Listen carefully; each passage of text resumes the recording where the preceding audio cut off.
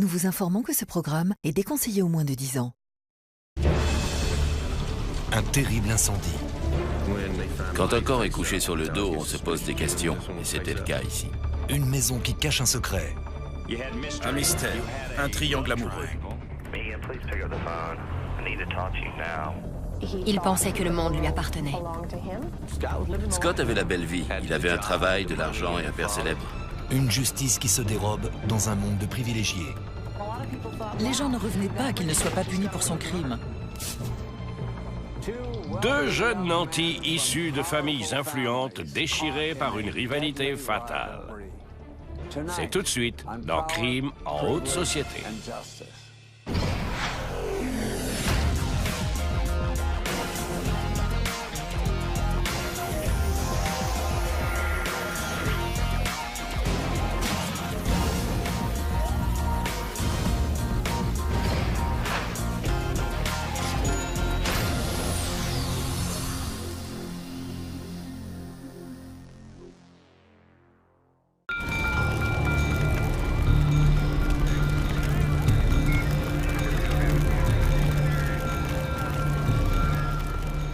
Un mardi soir vers 21 h, les pompiers luttent contre un incendie à Buckhead, le quartier huppé d'Atlanta.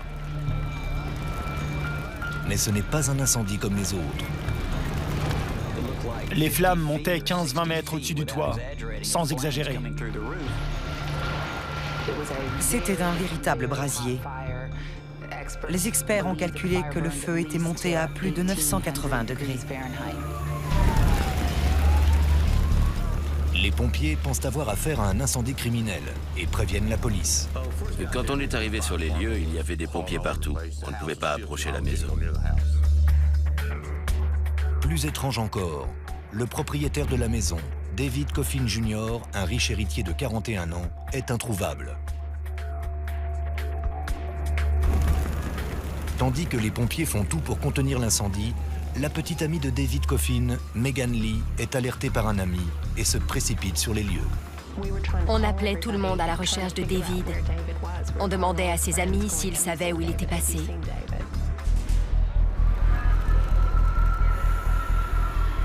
Mais ce soir-là, un phénomène étrange se produit.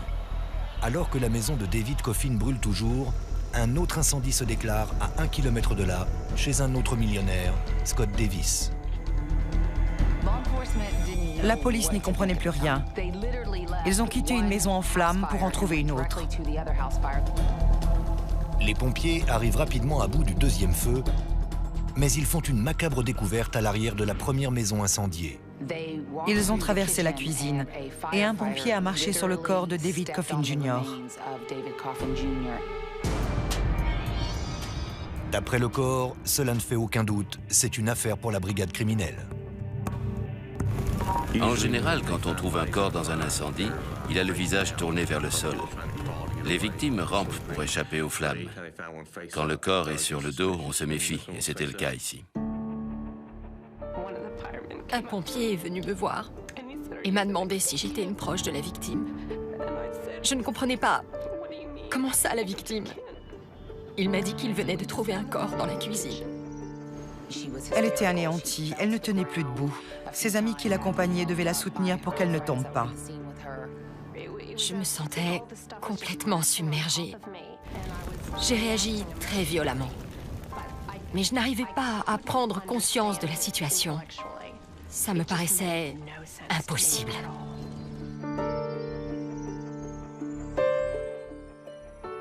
Le quartier de Buckhead est très prisé par les riches familles d'Atlanta, toutes générations confondues. Pourtant, un assassin pyromane semble avoir jeté son dévolu sur ses propriétés cossues. Tout le quartier est en alerte. Les enquêteurs interrogent Scott Davis, la victime du second incendie, qui leur parle d'une étrange histoire d'homme masqué. 5 heures avant que sa maison ne soit incendiée, Scott aurait été agressé. Quelqu'un a surgi dans son garage et s'est jeté sur lui. Il avait une bombe lacrymogène et un pistolet.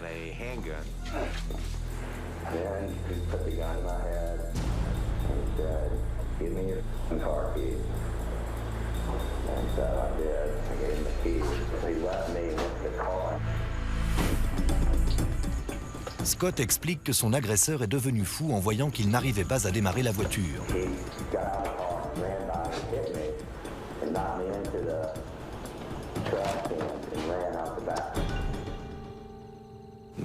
Monsieur Davis s'est ensuite aperçu qu'il lui manquait un bidon d'essence, des vêtements et des outils.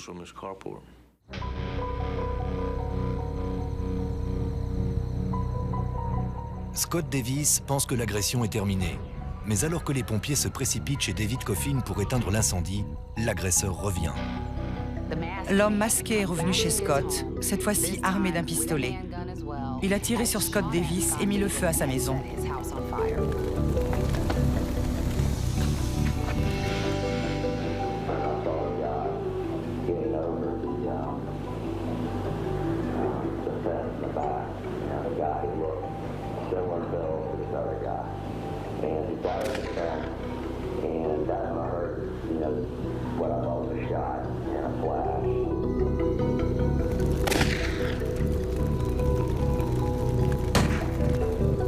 Il dit que l'homme lui a tiré dessus et qu'il a répliqué avec son fusil.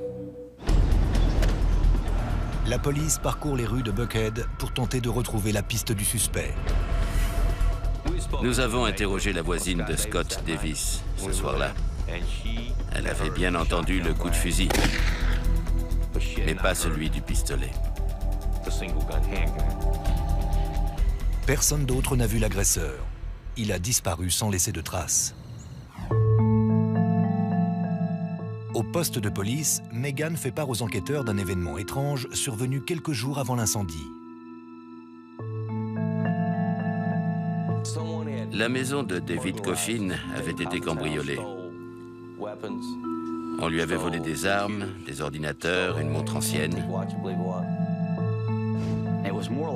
Ça ressemblait plus à du vandalisme qu'à un cambriolage. Ils avaient laissé un ampli de grandes marques, des armes, des montres. Beaucoup de choses faciles à prendre s'il s'était agi d'un cambriolage. Lorsque les agents interrogent Megan au sujet du second incendie, ils sont sous le choc. Scott Davis, propriétaire de la seconde maison, n'est autre que son ex-mari. Je ne suis pas Sherlock Holmes, mais je pense que l'agresseur de M. Davis a aussi agressé et tué David Coffin. Il semblerait qu'avoir une liaison avec Megan Lee ne soit pas très recommandé. Mais il faut voir au-delà des apparences. Le quartier le plus prestigieux d'Atlanta cache un terrible secret.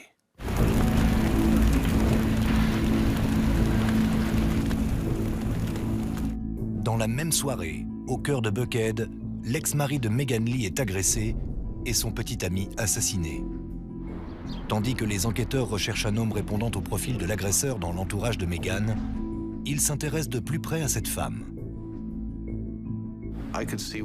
Je comprends que David ait été attiré par Megan. Elle est élégante, agréable. Grâce à un solide alibi, elle est écartée de la liste des suspects. Mais les hommes chargés du dossier restent persuadés qu'elle est la clé de cette enquête. Megan rencontre Scott lorsqu'elle est étudiante à l'Université de Géorgie. Il est en train d'y terminer ses études. Le père de Scott était un célèbre psychiatre médico-légal. Il avait tout pour lui. Il a grandi dans le luxe. Il a fait ses études dans une école privée hors de prix. Il est allé à l'université de Caroline du Nord, puis à celle de Géorgie pour son MBA. Scott avait tout ce qu'il voulait, quand il voulait. Je pense qu'il avait le sentiment que tout lui était dû. Et ce qu'il veut par-dessus tout, c'est Megan. Il pensait que le monde lui appartenait. Et il était d'un caractère très opiniâtre. Ça le rendait plutôt séduisant. La belle ingénue est la star du campus. Voilà un couple fait pour durer, du moins en apparence. Après leurs études, Megan et Scott se marient et achètent une magnifique propriété à Buckhead. Elle trouve un emploi dans le marketing, tandis qu'il travaille chez Arthur Andersen, un célèbre cabinet d'expertise comptable, et rêve de se lancer en politique. il semble nager en plein bonheur. Il avait une belle femme. Il vivait dans les beaux quartiers d'Atlanta. Il avait un travail, de l'argent et un père célèbre. Scott avait la belle vie.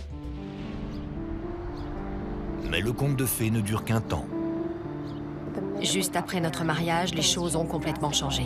Ça s'est fait comme ça. Il avait gagné.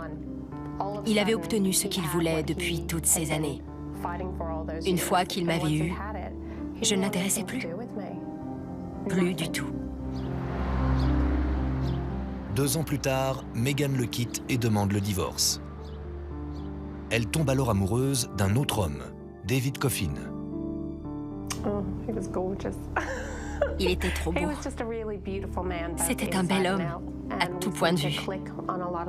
On avait beaucoup de points communs et c'était très agréable d'être avec quelqu'un comme lui après avoir été si longtemps en mauvaise compagnie. David Coffin est un jeune bourgeois du Connecticut, héritier de la corporation Dexter, la plus ancienne entreprise cotée à la bourse new-yorkaise.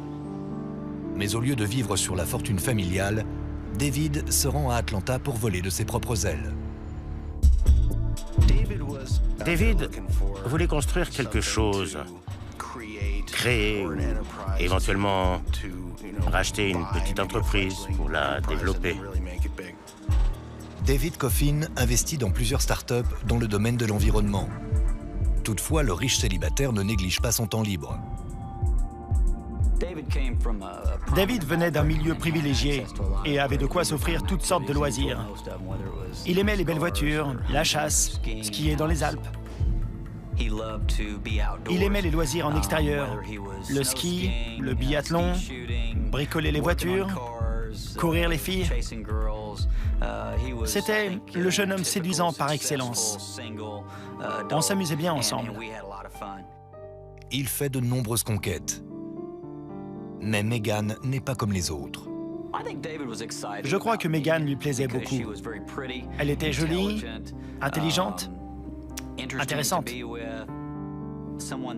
Il savait qu'il pouvait partager beaucoup de choses avec elle. Mais apparemment, quelqu'un n'accepte pas cette relation. À mesure que Megan se remémore les jours qui ont précédé l'incendie, tous les soupçons se portent vers son ex-mari. D'après Megan, sa nouvelle relation avec David a mis Scott hors de lui.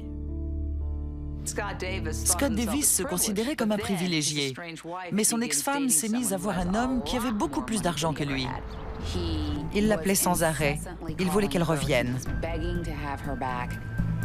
Il rabaissait tout le temps David en me disant « Tu sais, il collectionne les conquêtes. Tu ne devrais pas fréquenter un mec pareil. » Megan déclare qu'il la harcelait. Des enregistrements en témoignent.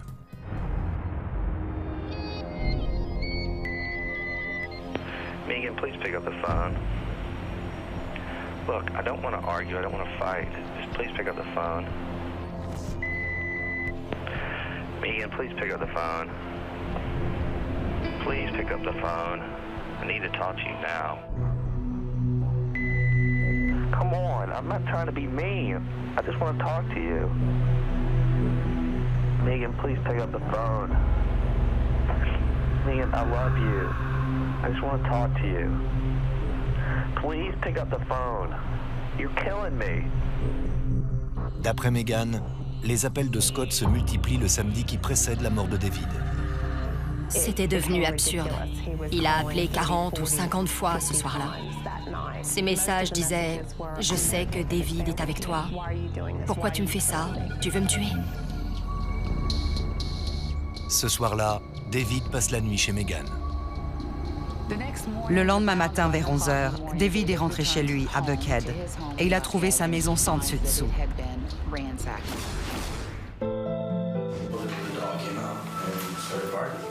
La police convoque Scott pour l'interroger.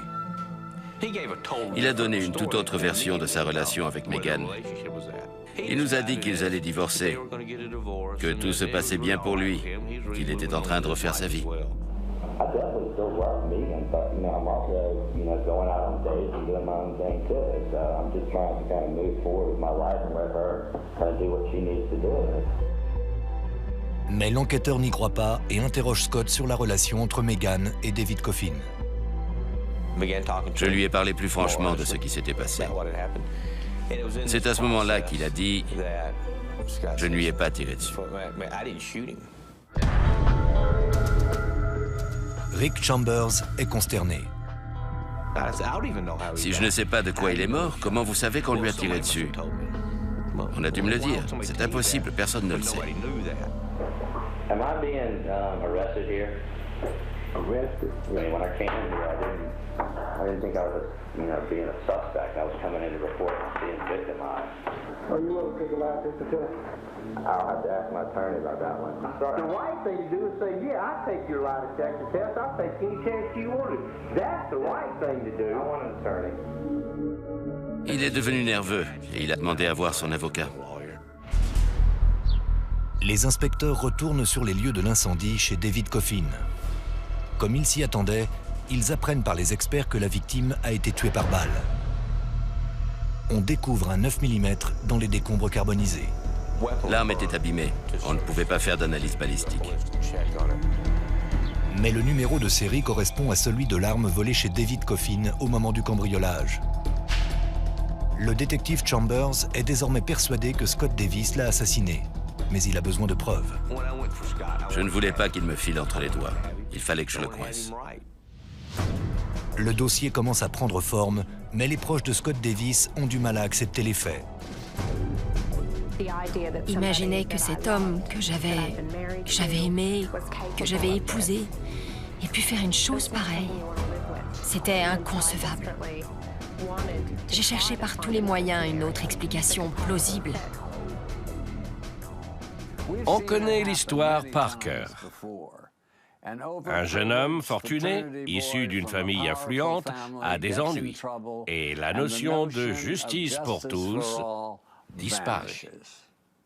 À cette étape de l'enquête, les policiers croient sans doute tenir le coupable.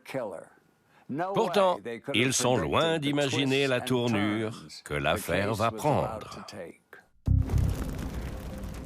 Les enquêteurs sont persuadés que Scott Davis a tué David Coffin, mais il manque cruellement de preuves. 3 jours après l'incendie, ils analysent la liste des appels de la victime et font une découverte étonnante. Au moment du cambriolage du domicile de M. Coffin, quelqu'un qui se trouvait dans la maison a appelé chez Scott Davis. David n'était pas chez lui. Il était chez Megan. C'est difficile de savoir qui a téléphoné. Mais comme l'appel a duré moins d'1 minute et que personne n'a répondu, nous avons pensé qu'il s'agissait d'un signal pour que quelqu'un vienne chercher Scott chez David.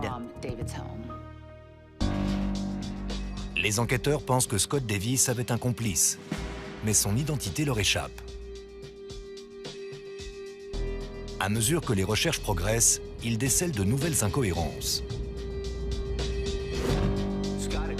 Lors du premier interrogatoire, Scott nous a dit qu'il était allé travailler le lundi.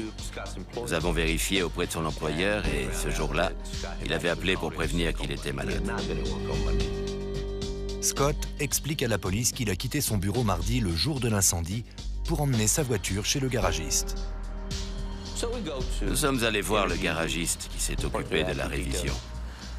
Et il nous a dit qu'il avait vu des taches rouges ou marron sur la moquette de la voiture. Pour lui, ça ressemblait à de la sauce tomate.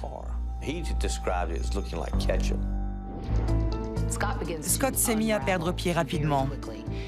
Il s'est mis à faire des choses très étranges. Il est allé jusqu'à demander à certaines personnes de mentir pour lui. Se sentant pris au piège, Scott demande à un voisin de mentir à la police en affirmant l'avoir vu à la salle de sport avant l'incendie. Le voisin ne voulait pas. Mais comme il avait besoin de son témoignage, il lui a fait peur. Dans un courrier adressé à un ami, il lui demandait de mentir à la police d'Atlanta pour qu'il puisse expliquer la présence d'essence dans sa voiture. Personne ne lui a jamais rien refusé. Personne.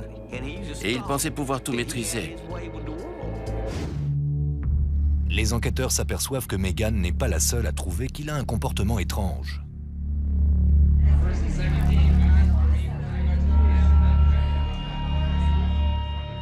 Quelques jours avant l'homicide, il se fait remarquer lors d'une soirée où il arrive tout de noir vêtu et au cours de laquelle il se comporte de manière étonnante. Scott n'a pas quitté sa veste ni ses gants de la soirée. Il s'est mis à trancher violemment des fruits et du fromage en proférant des menaces. Ces gens savaient qu'il traversait des moments difficiles avec Megan. C'était une soirée très étrange. Les gens plaisantaient avec lui en disant « Et alors, tu vas tous nous tuer ?» Tout le monde se demande alors si ce comportement étrange aurait dû les alerter sur ses pulsions criminelles.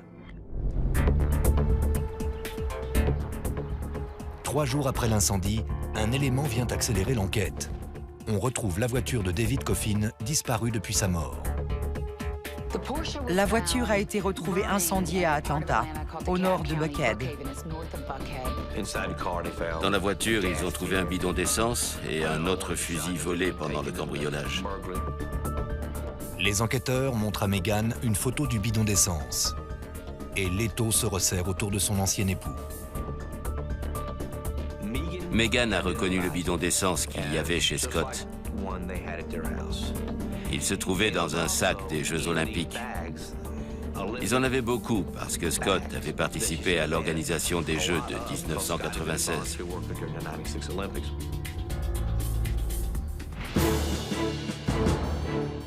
Scott Davis est arrêté et accusé de meurtre, d'incendie criminel, de vol de voiture et de 3 cambriolages. La ville est en émoi. Lorsque Scott Davis a été arrêté, Buckhead était sous le choc.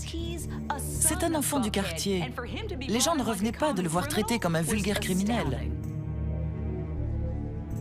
S'il s'était agi de Monsieur Tout-le-Monde, on se serait sans doute empressé de préparer sa cellule. Mais toutes les règles ne s'appliquent pas à Scott Davis. Il s'apprête à vivre un procès pour homicide unique en son genre. Tous les ingrédients étaient là. L'argent, le pouvoir, la jalousie et le feu. Même des scénaristes d'Hollywood n'auraient pas fait mieux. Et comme dans tous les bons films, le scénario est riche en rebondissements. 1 mois après l'arrestation de Scott Davis, un nouveau procureur est nommé dans le comté de Fulton, Paul Howard. Celui-ci exprime son inquiétude quant aux preuves contenues dans le dossier. Toutefois, on soupçonne la famille de la victime de faire jouer ses relations et d'influencer le procureur. Le docteur Davis est un éminent psychiatre souvent appelé à la barre pour témoigner en tant qu'expert dans les procès d'homicide. Malgré la pression populaire, Paul Howard conclut qu'il n'y a pas suffisamment d'éléments pour aller jusqu'au procès. Nous avons décidé à ce moment-là de ne pas le poursuivre. Pourquoi ne pas faire ce procès? Ils avaient des preuves, le mobile et l'arme du crime. Scott Davis est relâché après avoir réglé une caution de 500 000 $. Plus d'1 an s'écoule et le procureur met fin aux charges retenues contre lui. Je sentais qu'il était coupable.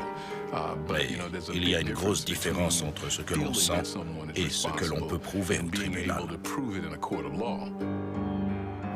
Je pense qu'ils ont eu peur des avocats de Scott. Le père de Scott avait fait appel aux meilleurs avocats du Sud-Est, voire du pays, pour assurer la défense de son fils. Ce qui m'ennuyait, c'est que Paul Howard est procureur et que Dave Davis est expert psychiatre auprès du tribunal d'Atlanta. Ils travaillent ensemble. J'ai commencé à me poser des questions. Les gens ne revenaient pas qu'il ne soit pas puni pour son crime. Tandis que l'entourage du jeune homme d'Atlanta fait jouer ses relations, le père de David Coffin répond à l'offensive en espèces sonnantes et trébuchantes. Il offre une récompense de 200 000 $ à quiconque lui apportera une preuve permettant d'obtenir une inculpation. Le combat s'annonce sans merci. Malgré les preuves contenues dans le dossier, Scott Davis, suspecté de meurtre, est libéré suite au retrait des charges retenues contre lui par le procureur. Comme c'est souvent le cas lorsqu'on relâche un coupable évident, des rumeurs se sont répandues. Le père de Scott avait de nombreuses relations dans la police, la brigade criminelle, au tribunal. Tout le monde avait déjà eu affaire au docteur Davis, y compris Paul Howard. Et en plus, c'était un des plus éminents spécialistes en psychiatrie criminelle. Comble de l'ironie.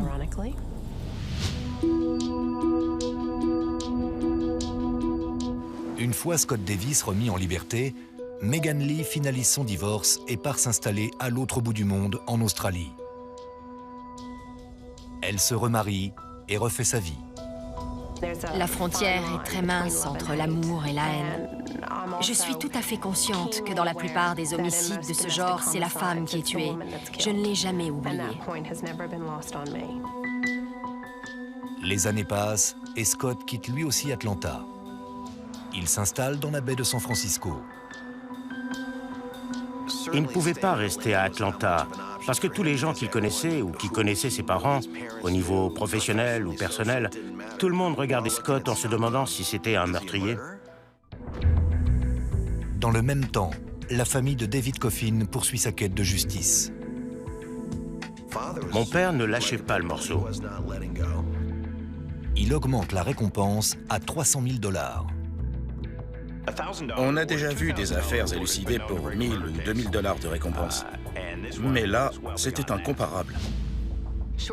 Peu après l'annonce de la récompense, un détective privé du nom de James Dawes a contacté le procureur parce qu'il avait des informations sur l'affaire Scott Davis. James Dawes prétend avoir été embauché par Scott la semaine précédant le meurtre. Scott Davis a dit à James Dawes que David Coffin couchait avec sa femme et qu'il voulait des photos ou des documents compromettants sur la relation de Megan et David. James Dawes propose de surveiller David Coffin pendant le week-end. Scott Davis a répondu au détective que c'était inutile parce qu'il allait surveiller la maison de David lui-même. Ce soir-là, David passe la nuit chez Megan. Les inspecteurs soupçonnent Scott de les avoir observés toute la soirée. Megan nous a dit qu'ils avaient passé la soirée à se faire des câlins, comme elle dit. J'imagine que pour Scott, c'en était trop. C'était insupportable pour lui d'assister à tout ça. Et il a craqué. C'est à ce moment-là qu'il a échafaudé un plan pour commettre le crime. Il a avoué à James Dawes qu'il harcelait la victime. Il espionnait sa maison, il fouillait chez lui. Le dossier de Scott Davis s'épaissit. Mais la situation est loin de faire peur au ténor du barreau qui assure sa défense, Bruce Morris. Bruce Morris est un avocat très respecté, très aimable, osé, mais il est tenace, obstiné. Il ne lâche rien. Les avocats de Scott Davis ont menacé de poursuivre James Dawes en justice s'il livrait ses informations au procureur. Le combat juridique dure un peu plus de 2 ans. Les juges finissent par écouter le témoignage de James Dawes, mais une fois de plus, le procureur refuse la mise en examen. Si on vous épargne une mise en examen pour homicide alors que tous les éléments vous accusent, que faites-vous une fois que les choses se sont tassées?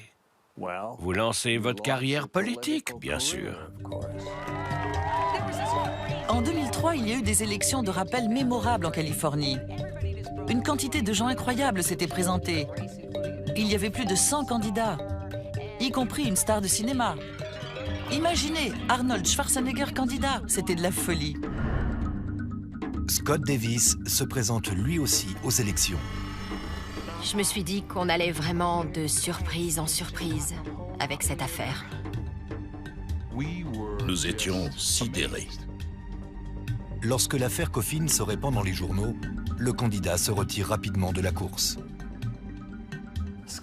La campagne express de Scott Davis se concentre avant tout sur le don d'organes, une cause surprenante pour un homme suspecté de meurtre.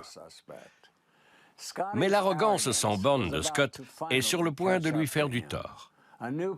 Une nouvelle procureure est bien décidée à le coincer. Et croyez-moi, elle est prête à tout. 8 ans après le meurtre de David Coffin, le procureur crée une nouvelle unité chargée des dossiers non résolus et demande à la substitut du procureur Sheila Ross de diriger l'équipe.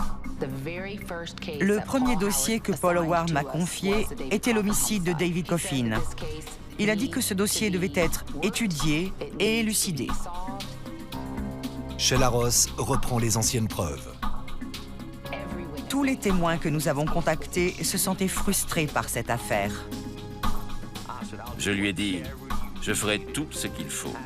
Mais si c'est pour nous décevoir, moi, les Coffin et tous les autres, comme le bureau du procureur l'a déjà fait en nous laissant tomber, alors ne comptez pas sur moi. Je n'avais aucun doute sur le fait que Scott Davis avait tué David Coffin. Scott a tué son adversaire en espérant qu'une fois qu'il l'aurait rayé de la carte, Megan reviendrait vers lui. Il ne l'a pas tué pour le plaisir, il voulait récupérer Megan. La ténacité de Sheila Ross se révèle payante. Elle est arrivée et nous a tous embarqués avec elle. On y croyait. Ensemble, on allait pouvoir le coincer. C'était la première à réellement prendre le dossier en main. C'est une affaire délicate, où tous les détails ont leur importance. Et si on ne relie pas tous les éléments dans l'ordre, tout s'écroule. L'enquête reprend et dure près d'1 an. Les nouvelles preuves récoltées sont minimes. Pourtant, Sheila Ross ne baisse pas les bras. On s'est dit que 2005 serait le meilleur moment pour le faire. Et que si on voulait aller jusqu'au bout, c'était maintenant ou jamais. Elle a vu mon père et lui a dit « On y va. Je ne sais pas si on va gagner ce procès, mais il faut le faire. » 9 ans après les faits, la police arrête Scott Davis et l'inculpe pour meurtre. Après son extradition vers Atlanta, Scott s'acquitte d'une caution d'1 million de dollars et sort de prison. La famille de Scott a gagné ce combat pendant des années. Ils avaient les moyens de le sortir de prison et les appuis pour tenir le cabinet du procureur à l'écart. Mais la famille de David a fini par trouver les arguments et influencer l'opinion publique pour que l'affaire puisse avancer. C'était un combat impressionnant entre deux familles. Alors que nous pensions avoir atteint le summum de l'étrange, plus de 40 preuves, y compris l'arme du crime, disparaissent des locaux de la police. C'est moche. Quand une enquête pour meurtre est en cours et qu'on égare des preuves, surtout quand on sait que le coupable est toujours en liberté en train de se tourner les pouces, c'est très gênant. Les avocats de Scott Davis demandent alors l'annulation de la mise en examen. Nous avons expliqué à la Cour et aux médias que la perte des preuves nous mettait dans l'impasse et jouait bien entendu en sa faveur. Le juge rejette la requête de dessaisissement et ordonne l'ouverture du procès. En premier lieu, l'accusation doit réussir à convaincre Megan Lee de surmonter sa peur et de témoigner. Je sentais qu'il fallait que je le fasse pour la famille Coffin. Je devais le faire pour eux. En quelque sorte, David est mort parce qu'il a choisi de sortir avec moi.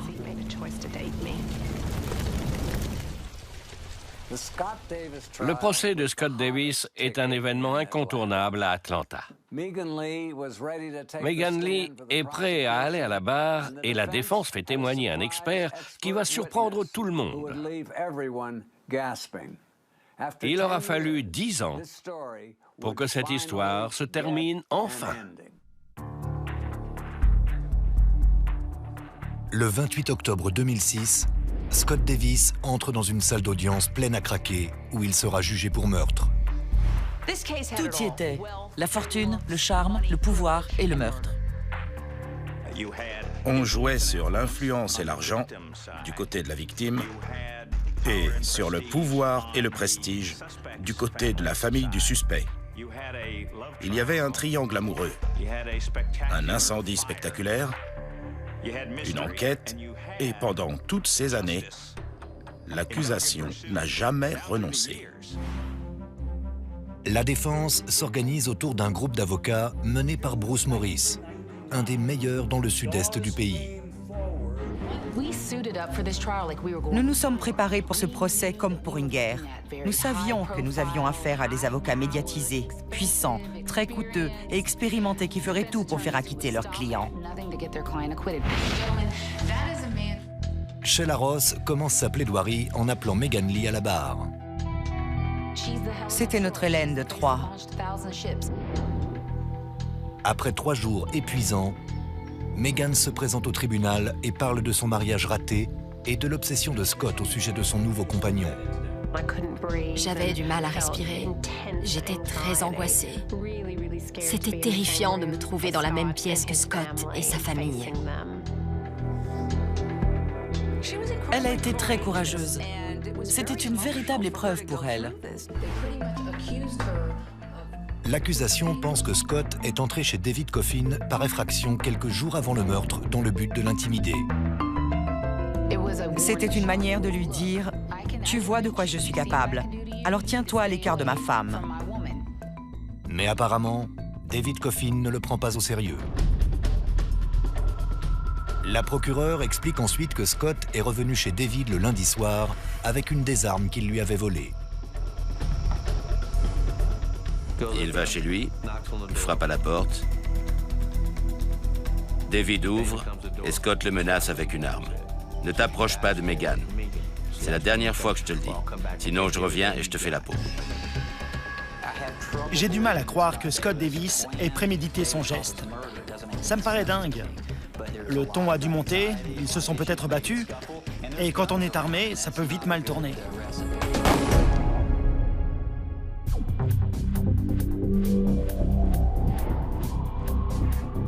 D'après les enquêteurs, Scott est retourné la nuit suivante sur les lieux du crime pour mettre le feu à toutes les preuves. Il sait qu'il y a des preuves matérielles et qu'il doit les éliminer. Donc, il retourne incendier la maison le mardi soir. Alors que les jeux sont presque faits, la défense surprend la cour en appelant un témoin surprise, le docteur Dave Davis, le père de Scott. À la stupeur générale, il fournit un alibi à son fils. I remember I was watching the news and he talked to his mother while I was watching the news. He stayed about 30 or 40 minutes and then he left. C'est la première fois que le docteur Davis fait une telle déclaration. Le docteur Davis a dit sous serment que son fils avait regardé les informations avec eux le soir du cambriolage. C'est seulement le jour du procès qu'il choisit d'apporter la preuve que son fils n'a pas pu commettre ce crime. C'est fascinant et assez ironique que le docteur Davis, éminent psychiatre de la cour, ait dû témoigner à la barre pour défendre son fils en lui servant un alibi monté de toutes pièces. Après 6 semaines de procès et l'audition de plus de 60 témoins, le procès prend fin. Scott Davis ne prendra jamais la parole. En témoignant, il aurait dû revenir sur cette histoire abracadabrante d'agression le soir de la mort de David Coffin. Un homme masqué l'aurait aspergé de gaz. Et il aurait dû expliquer tout ça. Pendant 4 jours, le jury délibère, non sans difficulté. Le dossier manquait de preuves matérielles. Tout était carbonisé. J'avais l'impression que ce tribunal ne le déclarerait jamais coupable. Mais le jury rend enfin son verdict. We, the jury, find Scott Davis guilty.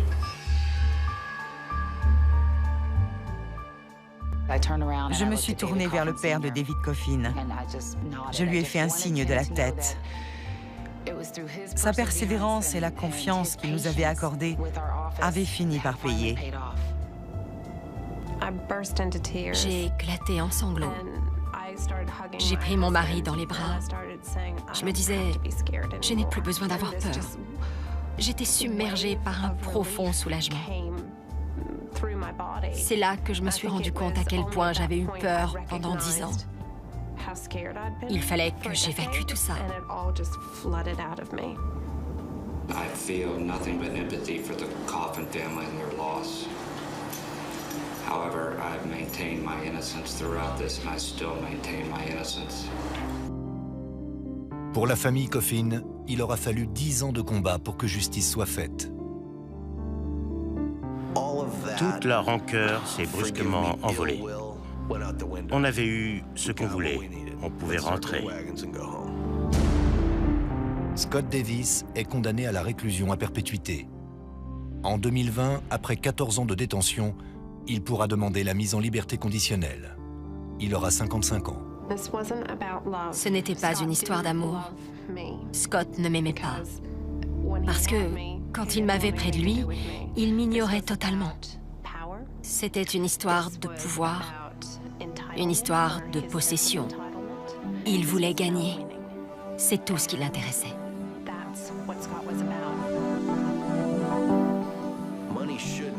L'argent ne devait pas compter. Mais je ne suis pas mécontent que la famille Davis ait dépensé une fortune pour défendre Scott. Ils y ont laissé presque tout. Et Scott n'a rien fait pour les en empêcher. Et voilà, tout ça pour ça. Scott Davis est l'exemple même de l'enfant gâté qui a mal tourné. Il aurait pu passer de longues années à siroter du gin tonic au country club de Buckhead. Mais au lieu de ça, il fabrique des plaques d'immatriculation à la prison de Phillips State. C'était Dominic Dunn. Merci de nous avoir suivis.